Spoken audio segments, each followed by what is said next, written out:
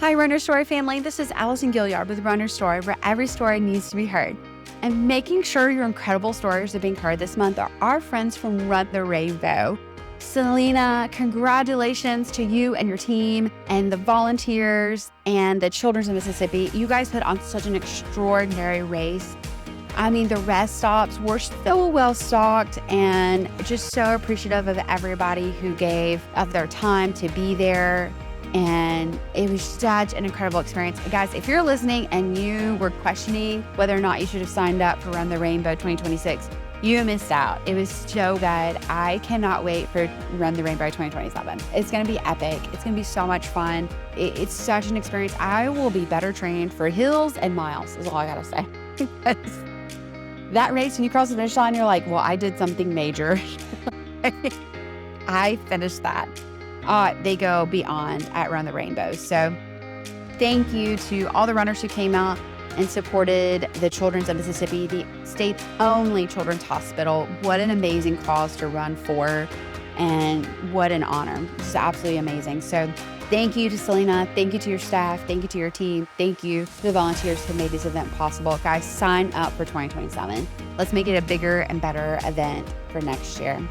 And thank you for believing in the Run Your Story podcast. We love Run the Rainbow. We are now obsessed. So very, very excited. Speaking of somebody who's excited about running and who loves the running world, and that would be Mr. Jackson Wolf. He's an accomplished 100-miler. He enjoys organizing races right here in the Louisiana, Mississippi area. He is just a guy full of creativity when it comes to these races and doing really big things in the running world, especially in the ultra world. So very, very cool dude. Make sure that you follow him. Make sure that you sign up for some of his races. Really, really cool. He talks about managing the mind and what you water is what grows. And it's so true, especially in running, and how you put in the time to show up and have plans. This is so good. Have plans for failures. Be prepared to overcome the failure in running. Like, something's going to go wrong in your run, so just be prepared for it. Oh, genius. So good. And most importantly, this podcast is called Run Your Story, because we all have a story as to what got us into running. We all have things that we've learned. And one of the things that Jackson brings up is to run your race instead of someone else's. That is so true. And we've heard it time and time again. We hear it all the time, whether on this podcast or when we're out in the running community. And that is that comparison is a thief of joy.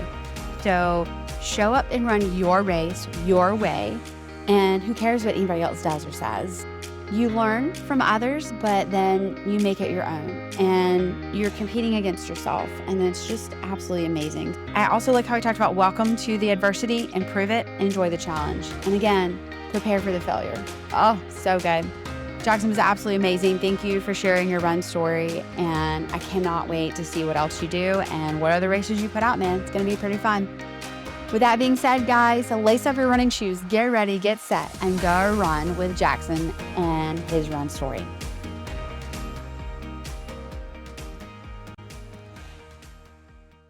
Well, thanks, Jackson, for being here, taking time. You're one very busy man these days.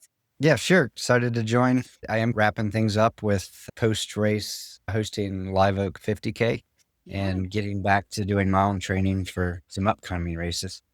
Well, that's going to be super exciting. So I'm excited because not only are you this accomplished ultra marathoner, 100-miler, done all these incredible things, but you are now, like you just said, organizing races. And obviously we're going to get into that. But how does one get here? Like, how have you accomplished all you've accomplished? How does your run story begin? Because it didn't just happen overnight. Yeah, sure. I've always been an athlete of sorts, various sports.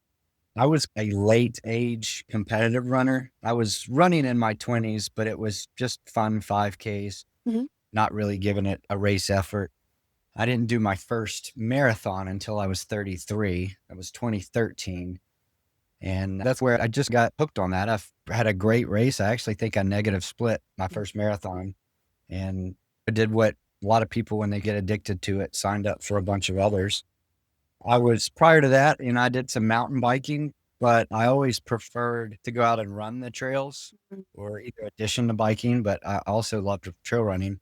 And I didn't know much about it. And we didn't have much in Mississippi other than Mississippi Trail 50. And 50 miles was just, it's something I didn't understand. I thought it was just old people hiking. So Mm, I didn't really discover long distance running or even trail running until maybe 10 years ago. wow. But so I got from mountain biking, I went to triathlons. I did the Ironman thing. I think I did 5 of them. I signed up for my first Ironman before I had completed my first marathon. I signed up for my first 100-mile race before I had completed my first 50K race. So once I started really running and really training, I was living in Jackson. I just got hooked and was setting goals in just about everything that I could find. And every year, I've had a few slow years where I didn't do much, but I've always ran 30 plus races a year. Wow. So I stay completely full. Man, I'm trying to wrap my head around the fact that you were like, I signed up for my first 100-miler before I did my first 50K. Yeah. That's amazing. Okay. Interesting. All right. That's fascinating. So you mentioned the trails and how much you like them. And obviously living in Jackson, Mississippi, not a lot of trails. So how did you find that love of running in the trails? I think my first trail 50K was in Oak Mountain Park in Alabama. I love Oak And Mountain. yeah, and that was one of David Tasha's races. It might have been the original Blood Rock, or maybe it was called something else. But it was before the 100-mile exists. So it was like 50K, 50-mile. I also did the 50-mile. But I did one of the variations of that race and I won. And I felt, wow, I'm probably actually pretty good at this. And I love the climbing. I love the trails. I love the kind of the technical aspect of it. I get bored easy. And I'll probably mention it later on, but it's a big weakness of mine is boredom. I'm big ADHD and I've always got to have something different. So the trails add a lot of diversity, make things interesting. There's extra challenges. I don't really like to zone out. It happens, but I like to stay engaged and involved in what's going around me. And so, yeah, I don't know. In the Gulf South, we're pretty limited on the amount of trails. Mm-hmm. There's a few parks and running in the national forest and stuff, but we don't have dedicated trail system like out west. So when I moved out, I've been living in Flagstaff, usually in the summers, the last few years. And there's 50 miles of trail right outside my door. You don't have to drive anywhere. You can go in any direction. So it's a little tougher to get hooked on the trail thing here because there's less opportunity. But yeah, I was great at triathlons. I had great times, but I was always the best at running. So I just converted into that. And I love it. And there's so many different things to do in trail running and ultra running. There's different distances, locations, you have themes, different types of races. There's pretty much every format that you can do. And there's races I don't like, but I've tried it all and I still do it all just to try something different. Sure. Well, that's incredible.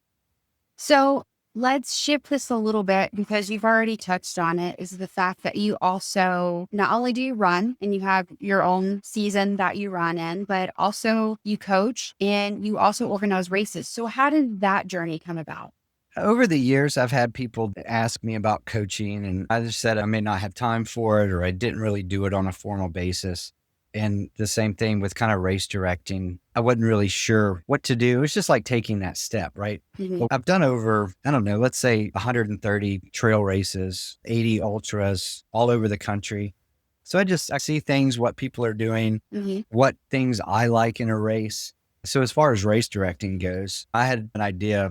Live Oak was born out of somebody just saying they wanted to run, a couple of friends just wanted to run 50K. They were training for a different race and they wanted to do just a 50K fun run with some self-supported stations, maybe stop at someone's house or get snacks out of the back of a truck or something. And I said, well, let's just have an organized group run. And then I ran away with it and I said, hey, I want to give awards and I want to do this and that. And then I put it on Ultra Sign Up. And it was super low key. I charged $20 to do it. And I ended up giving food and beer at the end. I had beautiful medals, finisher awards. And it just evolved like over the course of 2 months. I think the race opened early December and the race was the end of January. And I had almost 40 people. And this year it expanded to about 80. So that's how that took off. I have lots of other ideas for other races and things in planning. So just looking at permits and locations, but I'd like to have about 4 to 5 races in Louisiana and Mississippi throughout the year. And the same thing for coaching. Last year at Live Oak, I had some friends that were interested in coaching. And I had the knowledge. I built my own plans, and I do a lot of reading and study. So I went ahead and got the certifications and trainings and started doing it formally more as a business. And everything's been word of mouth. I haven't advertised much other than my own personal social posts, Mm-hmm. and it's taking off. So the rougarou running is going to be the race directing and coaching vibe. But just to sum it all up, I think just sharing and doing all of the things like, well, my experience from my own races and all the fun things that I've seen at various races, just to try to bring that as an offering for people to have a bigger diversity of trail races around Mississippi. Mm. That's what I was going to ask. So you specifically said Louisiana, Mississippi. Is that because you see the need for that you're like, because being in Flagstaff, obviously there's more opportunity for trails. Just like you said, you can go outside and you can run all day long in trails. Whereas in the southern areas like Louisiana, Mississippi, Alabama, there's just not that much because of accessibility, trails, that sort of thing. So is that your goal to be like, hey guys, like I want to, like, I love the fact that your friends are like, hey, we want to do an ultra. And you're like, okay, I'm going to make awards. Like that's so cool that you did that. Yep. So is that your goal, is to help grow the trail community in the South to say, Yeah, I hey, like definitely want to do we that. can do this? Yeah, we do have an existing trail community. A Mhm. lot of the races are selling out. It's great races, and I go to all of them. It might not be every year, but I get most of them throughout the year. And I live in Ocean Springs, Mississippi most of the time. Okay. And then I'm back and forth. I live in various places. In the spring and summer, I'll be in Colorado and Arizona. I just traveling to races. I'll spend some time in Montana. Generally, winters I spend in Mississippi, and I'm from here. I grew up here. I've lived in Louisiana. So a lot of the people that I know here, and I have an established presence in the trail running community with everyone here. So that's just my clientele. And we do have some great trails, and there's opportunity to have those events either in these state parks, but we just got to fill that. And I'd like to do that as a local before somebody from Texas comes in and just tries to snatch it in a I sense. see. Yeah. Yeah. There is more of a demand, and I think, and I'd like to do a last person standing event, Oh, and I okay. have thought of location, but that's something we don't have in Mississippi or Louisiana. We don't necessarily have a fixed time event. There's one, Fonder Nervin Ultra, but I'd like to have another option that's say 3, 6, 12 hours. And I have another idea for a track event, running loops track. So just different themes of events that we don't have, I think I'd like to offer that could be really fun. That is amazing. And it's really cool because you're seeing the need for it. And you're like, no, people could do this and people could love this. And so that's really cool. That's really cool of you. So let's shift a little bit. And I want to know, do you have a favorite race? Because you've done a lot of racing. Yeah. So my favorite race or event, I'd say, is the Mississippi 100. Oh, okay. Mostly it's my hometown race. I had done the 50-mile once prior.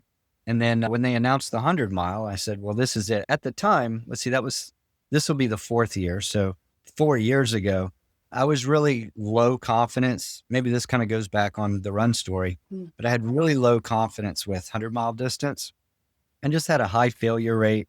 I wasn't doing very well. I think I had DNF'd more 100 miles than I had finished. It was probably like 5 DNFs and 4 finishes. But I did Mississippi 100, and I just said, I'm going to enjoy it. I'm going to take care of myself. I'll eat. I don't mind sitting down if I need to.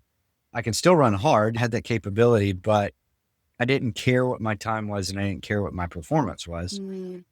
So that's what I did. That first race, I just took care of myself, and I was really positive. I had a great time, ended up 3rd overall. And I just went on to win. I won the next 200 milers. I won overall. That was out west. And I just found my desire to figure out 100 milers, I guess, through various aspects, nutrition and mental strength. But I'm always positive at Mississippi. Like I know almost everyone there, or I make friends with people that come from out of town.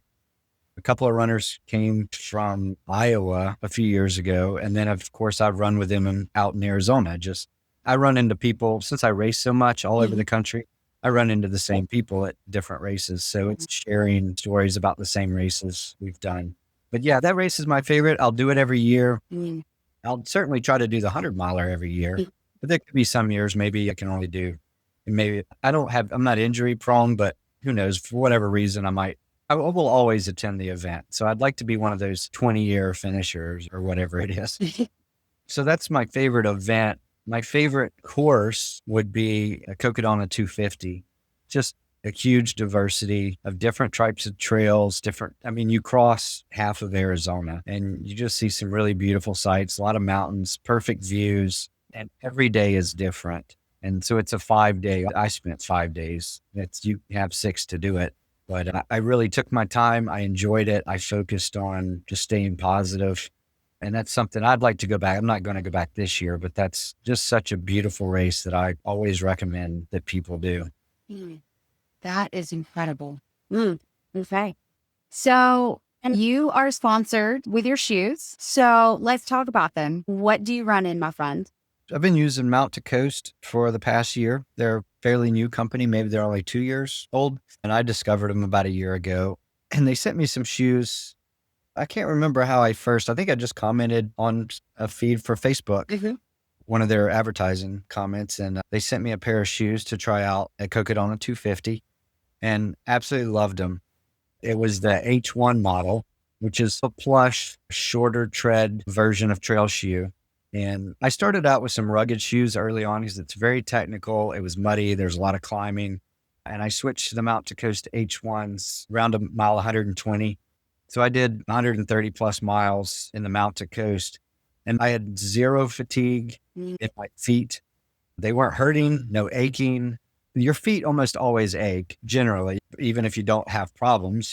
You're on your feet for that long. But to spend 4 days or a total of 5 days on my feet and the last 150 miles and have zero foot pain, zero blisters. And when I finished Coca Dona 250, every day got better and I felt stronger. And I felt like I could have run back to the start at the finish. I was just so fresh, I had no damage. And then every other race that I did, I'm able to compete. I did Ute 100, which is I consider it the hardest mountain race in Utah, and very technical, a lot of mountain summits. And I did that in the T1 model, their dedicated trail shoe. And same thing, no foot pain, no blisters.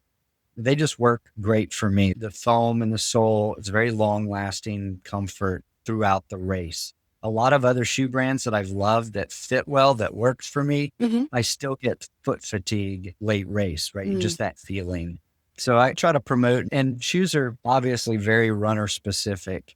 I recommend them to the athletes that I coach. I recommend them to friends, and it's a very good response with them. A lot of people are very happy. It's for an ultra distance, ultra comfort type shoe. That's awesome. I am a big shoe girl and I'm always about learning about new shoes. So I love that. Yeah. So let's talk about fuel, because for an ultra runner, long distance 100-miler, you fuel a little bit differently than say a 5K, a 10K, even a half. So how do you fuel? What does that look like for you? And then how do you coach that with your athlete? I generally try to go with, there is obviously a lot of diversity in what people choose to do and how they choose to do it. The big difference is you can be very specific in a marathon and below. You really don't need to fuel much for the speedier runners that don't really need to fuel much at all for a half marathon or marathon, just a couple of gels and a little bit of water. Sure. So it's not too big of a deal, and you can be very exact with it. And I'd say even up to, I guess it depends on the distance and how long you're spending and your experience, but you can be very precise with fueling your exact calories, exactly what you take, and balance it out. But in the case of, say, a 100-mile or somebody that takes a long time to do a 50-mile or 100K, it goes out the window. So your plan doesn't always go through. So you have to have a lot of kind of a backup plan, right? It's all trial and error to what works for you. And I tell people, I've gotten to where I can almost live through a full 100 miles of gels and a couple of a little bit of aid station candy. And that's about it. I don't need meals for that type of distance because I'm still able to do almost all of them sub 20. But the longer you spend, you're going to get sick from gels. You're going to get sick from the liquid nutrition. And yeah, there's a huge conversation about different types of strategies. Sure. But you definitely have to have a lot of backup plans. If you do get sick, if you lose taste, sometimes you just try to have a gel and it makes you throw up. Mm. gag on it. You need to be able to fall back on eating real food, and always encourage athletes to just have a few snacks, have a little, whatever it is at the aid stations, whether it's a pot sticker or bacon or quesadilla, have a little bit of that to reduce palate fatigue. And you pretty much have to eat everything you can whenever you can, because you really keep the calories up. A lot of people have a little bit of GI distress, and it's a fine line with too many calories or something that's not really isotonic to your gut, and you get upset, you get a little sick or nauseous, so you stop eating. Like, I'm guilty of this. My stomach I might overhydrate, I get full, and then I stop fueling. And then I guess people don't realize that as you go into a calorie deficit, it's even harder to eat after that. It's extremely difficult to get your appetite back. So it's something you got to really can't fall into, in a sense. I guess what I use, the Hammer Perpetuum, I'm also sponsored by them. It's specifically made for ultras. It's a maltodextrin mix. There's a bit of protein, about 10% of it is protein, which is very vital to take in ultra distance. And it just sits well. It doesn't have the sweet, sugary taste that like the standard running liquids have. But it's very specific. You have to like the taste and the texture, but that's something that works really well for me. I've got a mix of gels. With gels, there are specific brands I don't like and maybe not agree with their ingredients, but most of everything, it works. You just have to find out what sits well with your stomach. And a lot of things I can only have during the day, specific gels at night, specific gels for cooler temps or hot temps. So I lay it all out on the table, and I have to just go with what I feel like I want at that time. That's awesome. So that would be another big advice. You always need food options, like always have something, because you can't just neglect calories and do without it. But it's tricky. Like hydration, it's, like I said, it's a lot of practice. And for 200 milers, I trained on, say, a large breakfast, and then I'd go run. And so a lot of my long, slow runs were trained on a full stomach, because in a 200 miler, you have to come into an aid station, you eat a meal. I might have 2 plates of a meal and then leave out with to-go food, like a hamburger and quesadilla and soup or something on the way out. And so you got to get used to being able to eat big meal and then heading out for another 20 miles to the next aid station kind of thing. That's incredible. Wow. I like how you like basically training your gut, training it to be ready. Right. That's good. That's really good.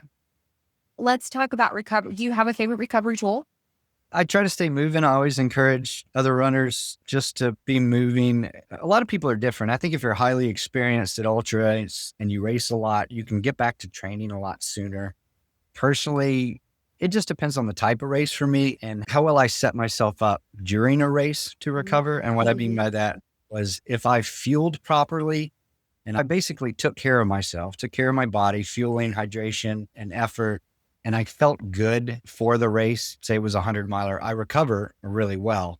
And immediately after a race, everyone has their own diets. I follow more of a OFM, optimized fat metabolism. So I'm low carbohydrate, moderate fat, high protein.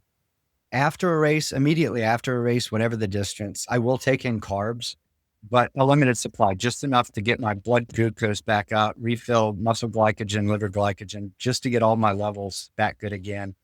And then the next few days, the next week, I'll be really high protein, high fat. And that helps. I don't have inflammation problems, but a lot of people say it limits inflammation, post-race fatigue, things like that. But it's a little bit different for everyone. And it can also, you're going to be training a lot less, right? Because you're in recovery mode. So your effort's going to be easy. Your volume's going to be really low. So it's a good idea to absolutely stay away from sugars post-race.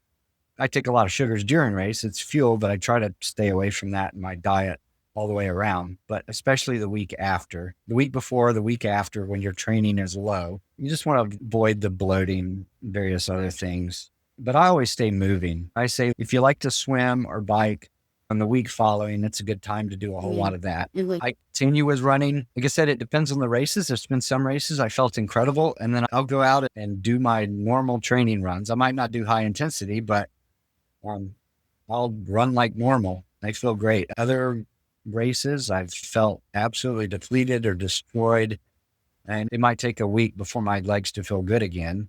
So I just go by feel. golden rule is to always stay moving and have a daily habit of doing something.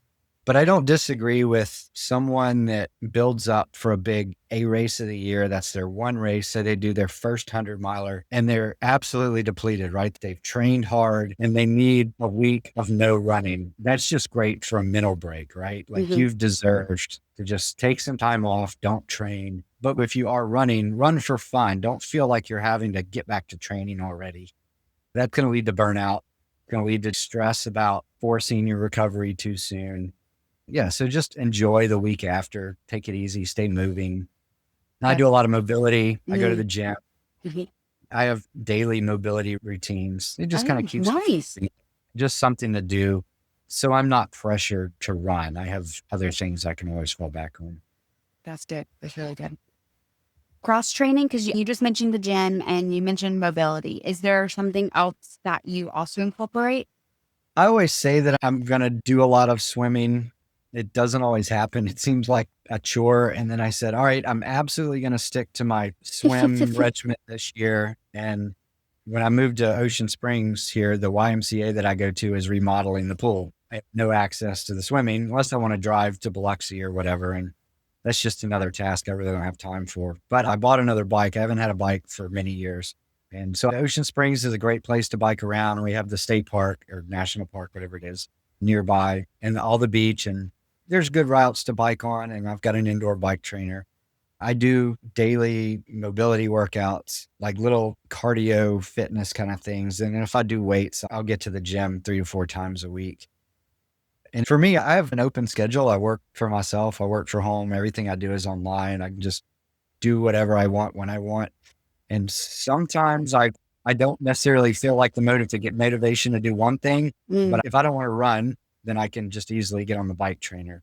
So I always have an option. And I don't feel like I'm missing a workout just because I missed my run. Let's say if it's freezing cold, I hate cold weather, I might skip the run, but at least I have the indoor bike. But I always recommend that people have a diversity of things that they do instead of just running. You walk the options.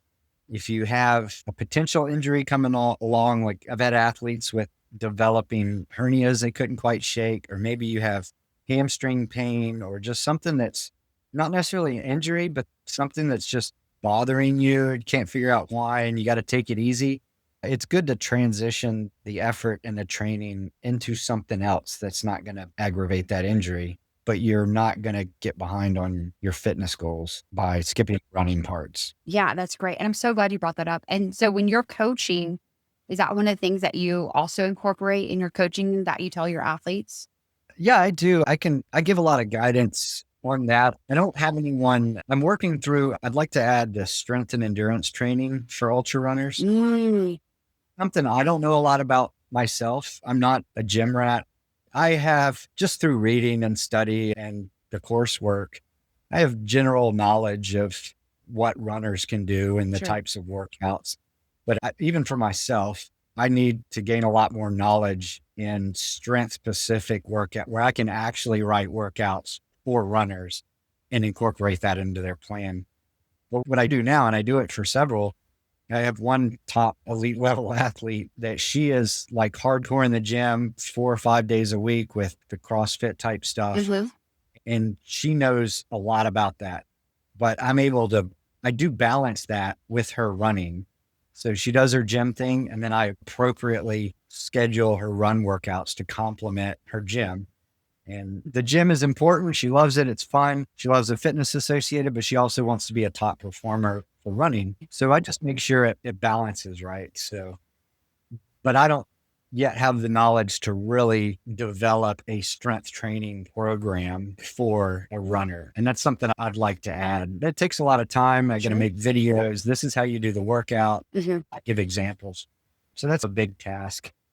And then something, I have my own workout that I do, but it's something like you need a good library of different workouts because there's things people like or don't like to do. But I like to just find out what people enjoy, what types of other activities people do if they do bike, and just work that into their run training. And everyone's different. A lot of people do a variety of things, and some people only run and that's it. And they're runners. That's good. I like that. Absolutely. And I like how you foresee the burnout being real. And so you're like, let's do something else. And also to help, there's all this study now. And it's one of the things that I appreciate about the gym I go to because they're like, oh, you guys run. So let's tailor to run specific workouts. And it's phenomenal because you forget how much ankle stability you need or that core strength and that it really is the whole body that's running, not just your legs. You need it all. So I Yeah. appreciate the fact that you're advocating for that, not only for yourself, but also for others. That's incredible. Yeah, it's in road running. I'm sure there might be definitely some road running specific coaches that could disagree, but strength training is important in all forms, whether you're biking or running. I feel like the strength training benefits trail runners and ultra runners a lot more because of just the varied terrain. You have Sure. uneven surfaces, the climbing. You might live in a flat area, but you're going to have a race with hills. So you're going to need that strength. You're going to need the explosive strength. So to be able to get that extra strength training, the extra mobility, body work, movement, core strength is very important for ultra running. You get to these into your races, and if you have a weak core, weak lower back muscles, you're going to be bent over, lopsided. You're going to have bad posture, bad running gait, poor efficiency. You need to maintain your physical body strength, your core strength throughout a multi-day race or even a 100-miler just to maintain that good running economy. And it seems like road running's a lot easier on that. You're running in a straight line, you have one motion, but you still need strength in that just to balance so you don't have gait issues. And a lot of injuries, right? And I don't know the percentages, but come from running imbalances or improper anatomy and from weaknesses like pelvic imbalances and weaknesses in a lot of those muscles. And then that leads to injuries. It's not all about overuse. It's important in any aspect, and it's a little bit fun. It breaks it up. It just gives you another activity. It's one more thing to feel accomplished when you go do it. Absolutely. I love how you said that. And you nailed that, but it's not just overuse. I appreciate you saying that. That's a very good perspective. So you talked about your favorite way, but do you have ones that you're like, man, I want to go back and redo because it was not my best? The race has been canceled since. I did Oregon 200. It was my first 200 mile, obviously in Oregon, Oak Ridge. And it's extremely beautiful course. It's an out and back on two of the major river trails, very well maintained, super scenic. There's waterfalls. You're alongside the river most of the time. And it's just a beautiful forest area. And I enjoyed the event. Like overall, it's a very good experience. And it was my hardest race. So definitely the biggest challenge I had mentioned, always having some mental weakness. And I'll expand on that a little later. But I was just worried that when you're spending multiple days, I've DNF'd a 10K before because I got lost or whatever and I gave up. But I was coming off a lot of 100-milers that I DNF'd. And I finally, at the time, I think 2023, I was actually doing really well with hundreds. But I said, I am not going to quit this 200. And it ended up being like the biggest challenge I ever had, not because of the distance, but I stayed wet the entire first day. Like I was in and out of the streams and the creeks and it was warm and I stayed wet to stay cool. And so I just developed really bad blisters on my feet, didn't have them wrapped, didn't take care of them much because I never got blisters in a 100-miler, like even if my feet were wet, because about the time they get sensitive and start breaking down, I'm done with the race. So after about 24, 30 hours in, they're completely waterlogged, sensitive, and the skin ended up peeling off of 4 of my toes. It's called degloving. So it was just raw flesh. So I'm wrapped up. It's extremely painful. And so I did the last 60 to 70 miles of the race, which bandaged, wrapped up feet. And early in the race, before I had the foot problems, I had sleep problems. I wasn't able to sleep the night before. And I can do a short ultra and I can even do a 100-miler, say a sub 20 100-miler with no sleep. It's not a big deal. You just miss one night. But if you don't sleep prior to a 200, it's a disaster. You're just going to have problems. So I had problems very early in the race, a lot of wasted time. They got way behind. And so there were a lot of reasons for me to be negative, but I think just because the course was so nice, it was my first 200. I was there solo. I do a lot of races solo, unsupported, no crew, no pacers. So all of these challenges, they're a lot tougher when you're having to manage it by yourself. You're having to manage gear. I'm very cold sensitive. I didn't have the exact cold weather gear I needed when I needed it. Various things. There were just so many obstacles for me in that race, but I never considered giving up. So in a way, that was my worst race as far as worst challenge. But after it was done, it was maybe one of my most accomplished races. And just being able to adapt and overcome and just deal through the pain. And I try to look back on that. If there's something I'm not enjoying about a race, let's say my stomach's cramping or my feet hurt or something hurts, it's something that's minor. I think, hey, I've been through a whole lot worse and I didn't quit and I didn't give up. So it's just one extra thing to remember to prove that I'm capable of getting through problems in a race. I really appreciate that. Like, it's a proof to yourself that you can do this. That's really good. So Jackson, let's say that somebody comes to you and they're like, whether they're wanting coaching advice or they're listening and they're like, man, I really wish I could ask Jackson this question, which is, if somebody wants to start running, what is the piece of advice you'd give them? I'd say most anyone can do it. If you're a runner and you're in good enough, everyone has their own basic limits. But let's say you're a runner and you've done well at marathons or whatever short distance. You don't have to be a top athlete to move into ultra distance or 100 miler or 200 milers. Generally, when you get into the ultra distance, especially 100 miles plus, it's an older community. There's not a lot of young people. It's starting to catch on with 20-something-year-olds, but it's usually always veteran runners in their 40s, 50s, 60s.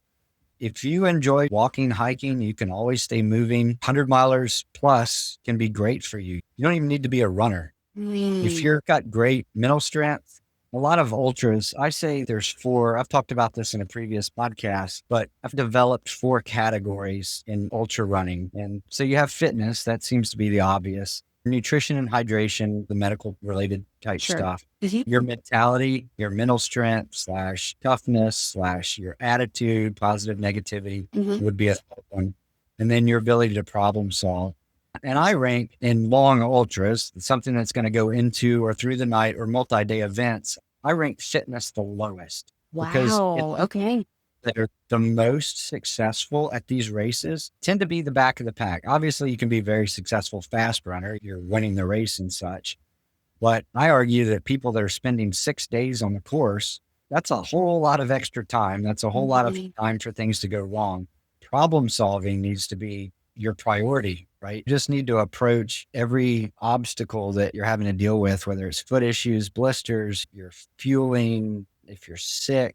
You need to have pre-developed solutions or to be able to just work through those solutions, not get down on yourself, not get negative and not give up and not self-doubt. If you can go into a ring with good problem-solving skills and high confidence and believe in yourself, anybody can do whatever distance they can do relative to what their body can handle. If you can handle 5 days on your feet without breaking something, and most people can, they generally find that out early in the years of the runner. They know what their body's capable of doing. But you don't have to be a great runner to go out and run 200 milers. It's a lot of logistical management, taking care of yourself, having the right gear, and being well fed. And I guess another piece of advice is find methods to be in touch with your psyche. Some people are just naturally, they're always happy, always positive, even when things are hard. Me, I'm not. I'm more a realist. I can let negativity creep in for no reason. It just cycles through and it's a negative seed. And I had a friend, and I've been coached by Jeff Browning before, and he uses the analogy like seeds that you water, and you can have negative seeds or positive seeds. And if you water that negative seed, it's just going to grow into a vine or bush and it just chokes you out. So don't give the negativity or self-doubt the fuel that it needs. Drown it out. Think of something else. Solve your problem. Move on. Find tools that give you that extra strength. You can rely on your crew or your pacers, or if you're a social runner, like a lot of people make friends with people along the course. And generally, I found if I'm very negative inside, I'm having negative thoughts. I'm a solo runner. When I go out and race, generally I end up in a bubble. I'm not really near people, right? Because I'm out of the pack. But if I'm with someone, I'm never negative. I don't complain to other people during a race. So it helps me get a little bit more positive when I spend a short time with somebody, and then I can move on. I get distracted in a sense. And so, yeah, have plans. And this is the next thing is a big topic I teach. And like when I'm coaching somebody for their race strategy, is to have a plans. Most people just plan for their success, right? They have their top goals. They want their times, or they might be racing for a place, but you need to plan for failures. Like, assume you're going to have nutritional problems and you can't solve them. What do? Like, you think, oh, I've tried this. Try to work through ahead of time every scenario and at least be prepared, accept that. So when it does happen, you don't feel like your race is over and you have to quit. You at least have the mindset, even if you don't have the answer, you have the mindset that the problem is solvable. Not every problem is. There's a lot of in-race injuries can be severe enough that knocks you out, or you can have a condition, right? Severe hyponatremia or various other things. But most things can be resolved with time and then the proper mindset and solution planning. And also have a multitude of goals. This is something I've learned recently. I don't know why it took me so long, but going to races saying, I expect to win, or I really feel like I can win this race. And that was my goal, or I'm going to win, or I'm going to run a PR, I'm going to run this time. And then so my A goal, B goal, C goal, and then all my times just go out of the way, and I don't have any goals left. So you always need something. I found that when I set goals that I can completely control and things that make me a better runner, that are more procedure based or like your journey based, right? Either have a training goal to be very prepared and confident going in, or have your nutrition goals. I do that in a lot of races. I say, I want to be very disciplined with my nutrition and management. And if I have trouble, just be very efficient with solving those problems. And then whether I have problems or not, like, I might have a great race nutrition wise, and that's great. Or if I have a bad race and I was able to solve those problems and stick to my plan, then I've reached success, right? I've reached my goal either way. I can control that. I can also control my effort, say manage your pace. I've had goals where I want to be positive. One of my biggest goals for Coca Dona was I wasn't being competitive. I figured there were at least 20 runners that were, you could say, better, faster, more confident runners than me. My goals were, I want to enjoy the course, really appreciate the scenery. I want to be positive the entire time, not regret being there, and always look forward to the next section. And I reached all those goals. I had a fabulous time. You get 125 hours to do the race, and I took 115. And I don't like, I really enjoyed being in that proper mental state.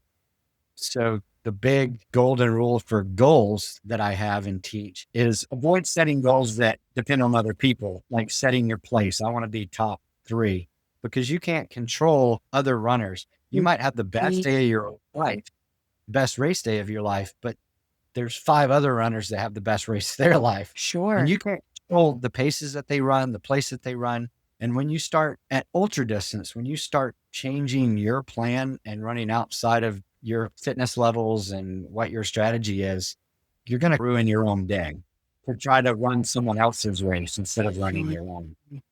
So I've found a lot more enjoyment and success when I set goals that I can control, that are all about me, just different strategies that aren't outcome related.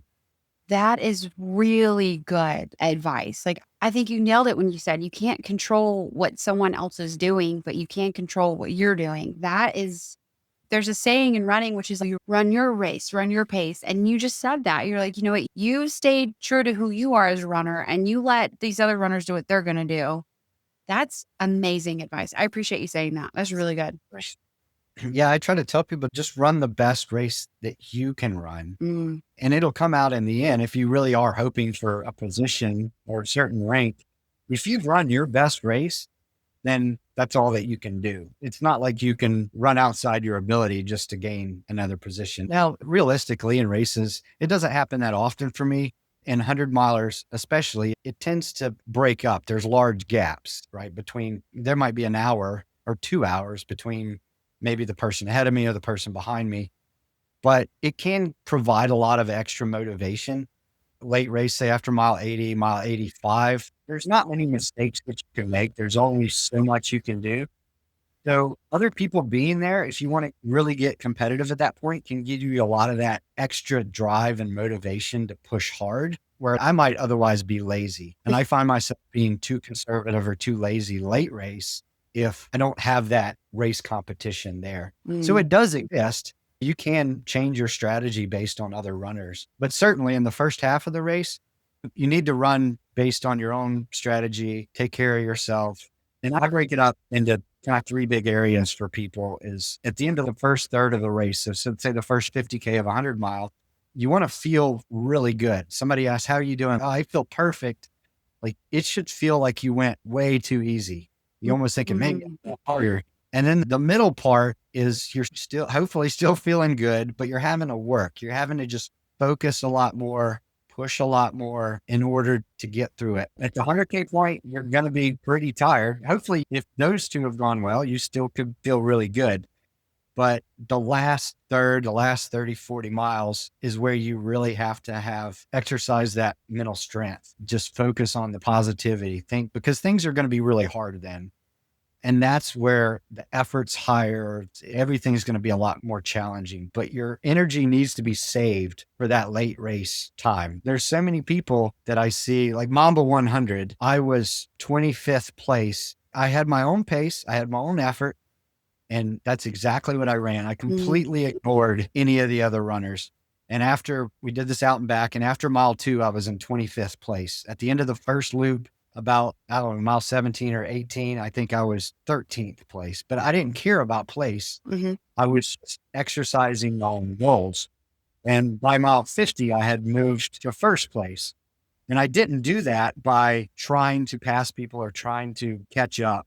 I did my own race, my own thing. I focused on my own goals, and it worked itself out naturally in a sense. Yeah, that's amazing. Wow. That's incredible. So, Jackson, you've already talked about how sometimes you have these negative thoughts, these self-doubt that comes in. Do you have a mantra? Do you have something that you tell yourself to get through those tough moments when you want to quit? Yeah, there's a lot of tools. A lot of people, especially ultra runners, they've developed their own mantras. And I like to ask people what they use. Some people come up with some clever things, but I always forget. But something that's personal to me, and I learned this from advice I got from Jeff Browning, is that for some of the listeners, he's one of the most and the most accomplished ultra runner in the nation. He's got decades of running experience, wins at Hard Rock. I think he has the most, between him and Carl Meltzer, one of them has the most 100-mile wins, the most 100-mile mountain race wins. And I think he's 52, 53 years old now, and he's still dominating. Also, I received coaching from him last year going into Coca Dona 250. But he goes by Bronco Billy. And his mantra is he uses the Bronco. That's the mental toughness, and he lets the Bronco out of the stable. And so I adapted my own thing. I have my rougarou, my werewolf. And so when I need that good mental boost, that inner drive, I just need that special strength. I let that inner spirit out, that spirit animal of sorts. And whether it's for my own benefit, like I might be out there by myself, not racing anybody, I will say, I'm going to let the rougarou out, right? It comes out of the den, out of the swamp, and it attacks, right? It goes. That's where I get my primal strength from. If I need to toughen up and survive cold weather or get through a negative spot, I'll do that. Or I could also do it like if I am being competitive late race. And I mentioned that's recently, I'm only competitive late race because I do my own thing early, but I'll let that, if I say, hey, I'm going to catch up, I'm going to pass these next people and I'm going to run as hard as I possibly can from now until the finish, then yeah, I let the wolf out. And it's just a fun analogy to assign to just that extra inner strength that you need to release. And there's all kinds of things like David Goggins has a ton of his, who's going to carry this? And there's all kinds of different things you can say. But that's something, if somebody has their own little spirit animal, then I recommend that's a fun thing to do. Yeah, that's definitely different. Haven't heard that one. That's pretty cool. You've already touched a little bit on goals professionally as far as wanting to incorporate more strength training for ultra runners, that sort of thing. But what are your personal goals? What do you have looking forward to? Maybe just improve my own personal weaknesses. I'm not naturally super positive. I have to work on it. And I've DNF'd a lot of races. I'm super sensitive to cold. I just don't manage it well. I don't thermoregulate well. I do very well in hot races, or at least I never feel hot in hot race environments. And I don't have a lot of the troubles that most runners have with, say, hydration or electrolytes. My body does well in warm conditions. I just don't feel good in cold weather, and it usually makes me angry. And having to do things solo and uncrewed, with all the experience, I do know how to plan bags, but everything kind of changes. You get to different stations at different times, or I make mistakes in the planning. I'm not particularly organized. I usually just show up to a race and throw some things in a bag and go. And it's not something I teach, but I'm very chaotic and disorganized. I like to be very random. And to me, that's very fun. I'm an F around, find out kind of person. So I'll do 100-mile and I'll study the course, but I don't do the planning and logistics. A lot of people have a binder with all this information and plans, and that's great. And I can teach people how to do that, but I don't do it. I might have a little note card that I'll keep in my pocket with estimated times and goals. So my goals are, I get bored easy, and that's a big issue. A lot of people DNF. I think the biggest reason is they'll have trouble in a race. Whatever the adversity is, they're sick or they have some injury or they think they're injured, like a pain that feels like an injury. And it is very difficult to tell. It takes a lot of experience to differentiate your body lying to you and just wanting to quit, and just like a normal ache, and then something that's truly injured. And that's something people have to figure out on their own, but be aware, especially if you're new to something, your body does want to quit and wants to give up. So there's a lot of things. There's some races I thought I was injured. I thought I might have IT man syndrome. I quit a race, up and around. The next day I'm perfectly fine. And of course I regret it. My body fooled me into quitting. But a lot of people quit over just a lack of confidence. They think, oh, the race is going bad. I'm behind on time. I'm not feeling well. I can't do this. They doubt themselves and they give up. And I've never really quit for those reasons. And I have a hard time overcoming my own rhythms, which is boredom. And sometimes I just say, you know what? I came here to have fun. I wanted to enjoy this race, and I'm not having fun. Maybe because I'm cold or I don't like the course. I'm like, okay, I'm just bored. And that happened this prior year. I just had a really rough day for no reason. I was just incredibly slow. It took me 20 hours to go 50 miles. Granted, it is a very hard mountain course, but I was almost last, and I was just tired of being there. And I knew I was perfectly capable of continuing, but I was just bored. And I don't know how to really resolve that personally, other than I discovered, and I guess the mistake I was making previously was signing up for races just because, oh, I thought it'd be cool to go do this. I want to try it. I didn't have much of a purpose. I didn't have a why. So you really have a big why of why you want to finish this race, why you want to be there. It can't just be because you have a free weekend and there's a race going on, and then you're going to go do extremely difficult mountain event. So I've given up too easily when I don't have a purpose for being in a race. I think it's not important. I'll just go home. Yeah. So that's my goal, is to just be a little bit more specific, only do races that I'm really excited about, really interested in. And that just helps me stay positive. It gives me an extra reason to finish. It gives me a reason to do well. And everything that I have on schedule, I still have a very intensive schedule, but I'm very excited about all of the races that I'm doing. And just one final comment on that, it does prevent burnout. I got a big mental burnout last year. I had some bad races, just really bad outcomes. And I kept attacking the next race, and I just signed up for races that I wasn't even planning to get venge. I DNF'd one race and then signed up for another as punishment for myself to go finish. And I finished that race. It was Ute 100. I had DNF'd the race twice previously. So in a sense, it was one race that I wanted to go back and finish and just prove my own mental toughness. And I was successful at that race, despite being fatigued and burned out, and my body was just really tired. I just went in with it with the attitude of, hey, I'm going to finish. I'm going to enjoy the course. I'm going to enjoy my time being out there, and I'm going to take it easy and take care of myself. And everything worked. And I met my goals because they were goals that I could control. But all in all, last summer, I pushed myself too hard. I gave up on a lot of races that weren't important to me. Yeah, so that's just to make myself a tougher runner and just to be more efficient with, I'm pretty good at problem solving, but just increased efficiency with the resilience to enjoy being in a race, regardless of how long it's taking. That's good. You also hit on a really good point, which is one of the things we try to do at this podcast is to know the why behind a race being created. Because sometimes if somebody understands where your race fees are going, or especially like sometimes when you have like multiple races on the same weekend of like, okay, well, I'm going to have to pick one. Which one do I pick? And so sometimes knowing the story behind that race makes all the difference because, like you said, you get in that funk when you're running. You're like, man, well, I'm out here. But if you know that your race is going to help like a children's hospital, or you know that it's going to help like something powerful that means something to you, you can find that deeper passion for it. Like you said, that why, and get back to it and be like, okay, this is why I'm finishing this race. This is why I signed up for this race. This is why I'm here.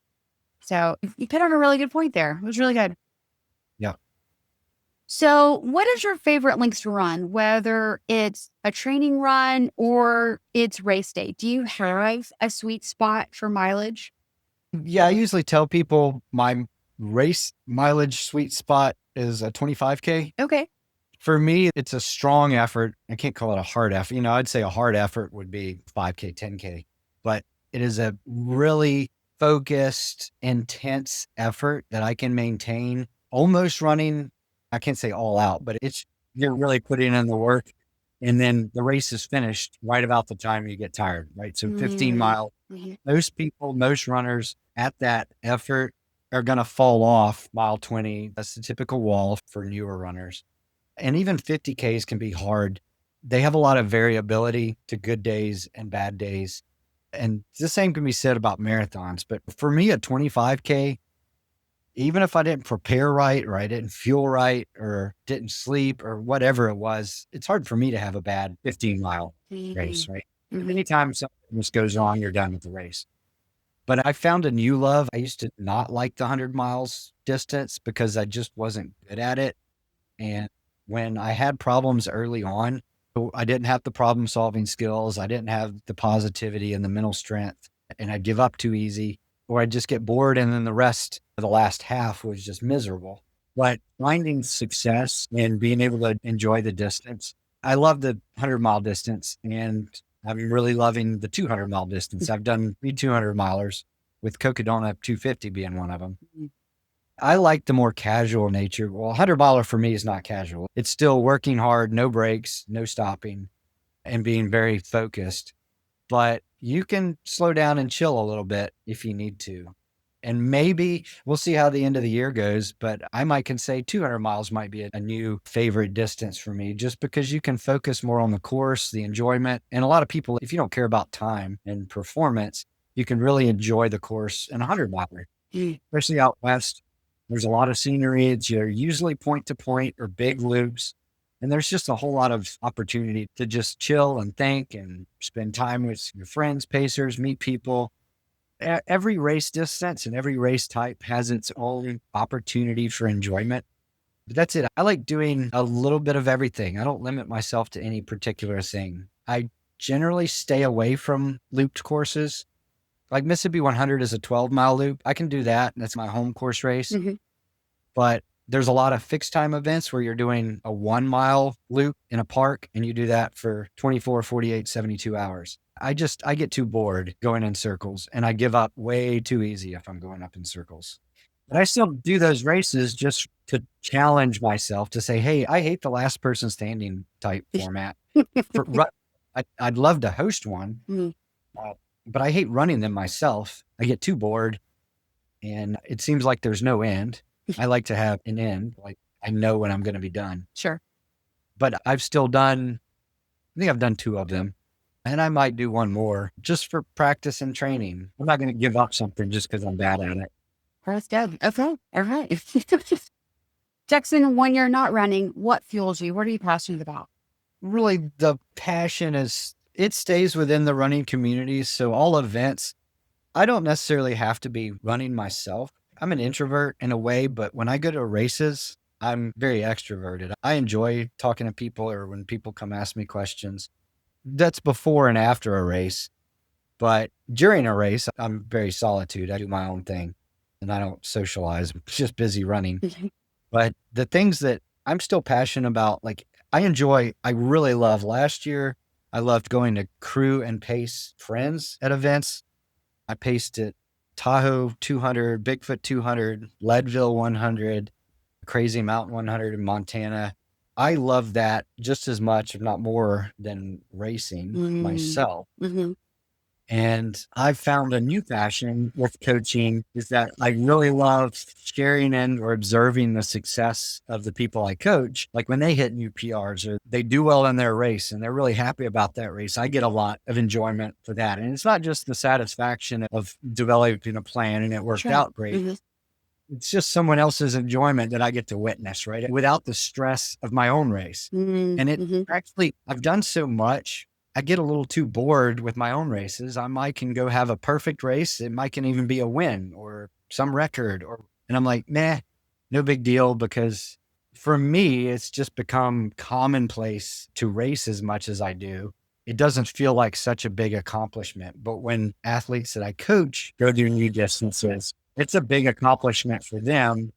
And it's a new feeling for me to share in that. So I get passion to that and developing the races. My mission was just to make the best possible experience for somebody. And a lot of race directors do this, but some of them get caught up in the business aspect. Sure. And there's very few of these types of race directors, but they're out there that profit and the business side is their number one. And then runners are just numbers and entries. They're just income. And they don't provide, they go cheap on the experience, cheap on the awards, cheap on the food, whatever else. So with Live Oak and future races, I want to offer the best things that I've seen at races, where they're really cool, unique awards that have some thought and effort into them and very well-stocked aid stations. I want the best experience for the runner that even if the runner comes out and has a terrible day, they can at least say the event was awesome. They had everything that they needed to succeed, at least. So yeah, I'm gaining kind of new passion for that and just creating new events that I'd like to see around Mississippi and Louisiana. And a lot of people, when I mention what I have planned, people are really excited about it. Hopefully I can just get it launched, but I do enjoy the excitement that people have about new races coming to the area. Yeah, that's definitely exciting. And you're dreaming something not just for yourself, but for the community. And that's pretty special. Right. Jackson, do you have any final words of wisdom? Because you have really given us so much nuggets and just golden things to think about. But do you have any final words of wisdom? I have a few. I'll share a quote. I try to study Stoicism, but there's a Cynic philosopher called Demetrius. And the quote that I like is, welcome adversity and regard it as a training exercise, and you may even take delight in it.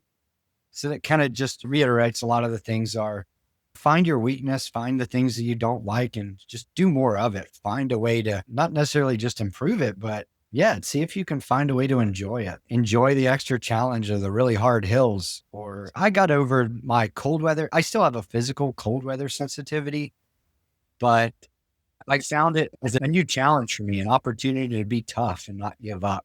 And I've done well in cold weather races since adapting that. Yeah. So just welcome those challenges and have a plan. So, what you can do to get through them. That's great. And again, great advice. So I love it. Jackson, thank you so much for sharing your story and what you're doing for the community, especially the Louisiana, Mississippi area. I'm excited. You're definitely getting me excited about some trail running, and I'm such a newbie at trails. So thank you for seeing the need and for wanting to do something special and different. And also, as you talked about, focusing on the experience that the runner's going to have and what they can control. And so thank you for taking that into consideration and what you're doing for the running community. Sure. And thanks for the opportunity to share with others. Absolutely.